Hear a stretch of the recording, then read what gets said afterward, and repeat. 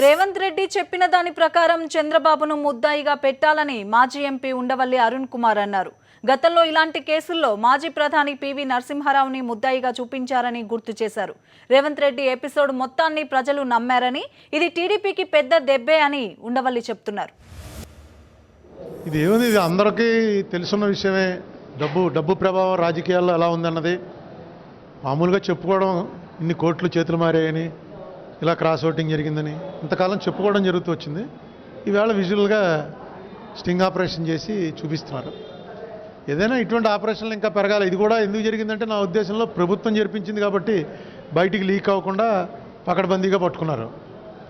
ఇలాగే ఇది ఒక మంచి ప్రామాణికం అనుకుంటున్నాను. దీని తర్వాత ఇలాంటి స్టింగ్ ఆపరేషన్ల మీద దృష్టి పెట్టి కరప్షను, ఎంప్లాయీస్ కరప్షను, కాంట్రాక్టర్ కరప్షనే కాకుండా పొలిటికల్ కరప్షన్ మీద కూడా మీడియా వాళ్ళు దృష్టి పెట్టవలసిన అవసరం ఉంది. చూడాలి ఈ కేసు ఏమవుతుంది. ఎందుకంటే ఫస్ట్ ఆఫ్ ఇట్స్ కైండ్. ఈ కేసులో ఆయన చెప్పిన మాటలను బట్టి చూసినట్టయితే చంద్రబాబు నాయుడు గారిని కూడా ముద్దాయిగా పెట్టవలసి వస్తుంది. మరి పెడతారా లేదా? పాత కేసులు పివి నరసింహారావు గారి మీద పెట్టిన కేసులు అవి చూసినట్టయితే ఆయన్ని ఇలాంటిదే అట్మాస్ఫియర్లో ఆయన పివి నరసింహారావు గారిని కూడా ముద్దాయిని చేశారు.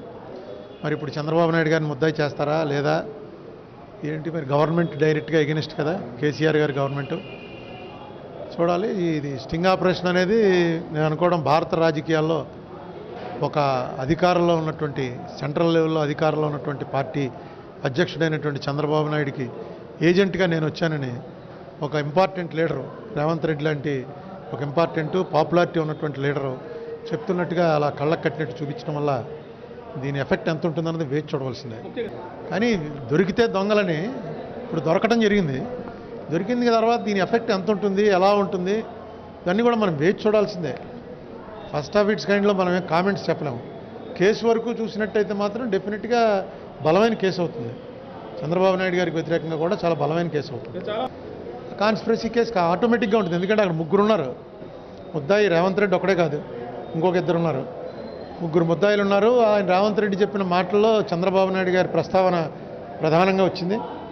దాన్ని ఎందుకు సీరియస్గా తీసుకుంటారంటే ఈ ఆపరేషన్ జరుగుతున్నట్టు తెలియకుండా మాట్లాడినటువంటి మాటలు అవి.